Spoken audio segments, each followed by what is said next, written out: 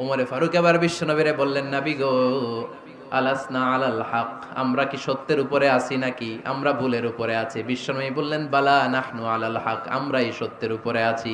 ওমরে ফারুক বললেন, তাহলে ফাফিমাল ইখতিফা, তাহলে লুকায় লুকায় আর দাওয়াত দেব কেন?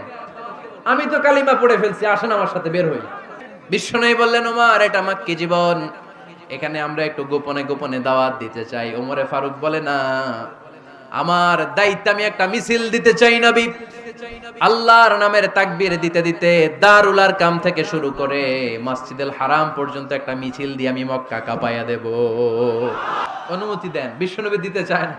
ওমর ফারুক অনেক বুঝানোর পরে স্বল্প পরিসরের একটা অনুমোদন পাওয়া গেল বিশ্বনবী সাল্লাল্লাহু আলাইহি ওয়াসাল্লামের কাছ থেকে।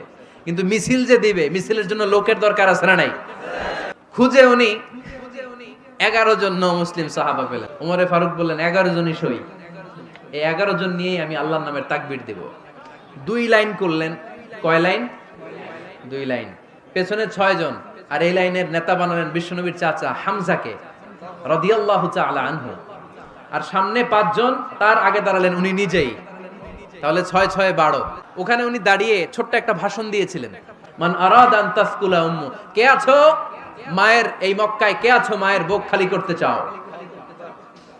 ইয়া আচামা ওয়ালাদু, কে আছো বাচ্চাগুলারে, নিজের সন্তানগুলোরে ইয়াতিম বানাতে চাও?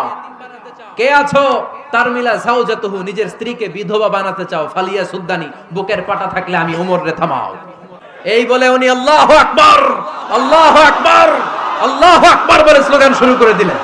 এক এক স্লোগানে মক্কার মরুজমিন থারথার করে কাঁপতে আরম্ভ করল। এই মিছিল মক্কার কেউ দেয় নাই। মিছিলের আওয়াজ শুনে আবু জাহেল বাইরিস, উতবা বাইরিস, শাইবা, ওয়ালিদ ইবনে মুগিরা সব বের হইছে। কি রে, আমার এলাকায় এত বড় স্লোগান, কার এত সাহস? বের হয়ে দেখে মিছিলের সামনে ওমর। ওমর রে দেখে দিছে এক দৌড়। কারণ ওমরে ফারুককে থামানোর মতো বাপের বেটা মক্কায় দ্বিতীয়টা কেউ ছিল না। আওয়াজ করে বলেন ঠিক কিনা? ওমরে ফারুক আল্লাহু আকবার, আল্লাহু আকবার বলে স্লোগান দিতে দিতে মসজিদুল হারামের ভেতরে ঢুকে গেল। কাবার গিলাফ ধরার পরে সেদিন মিছিল থেমেছে।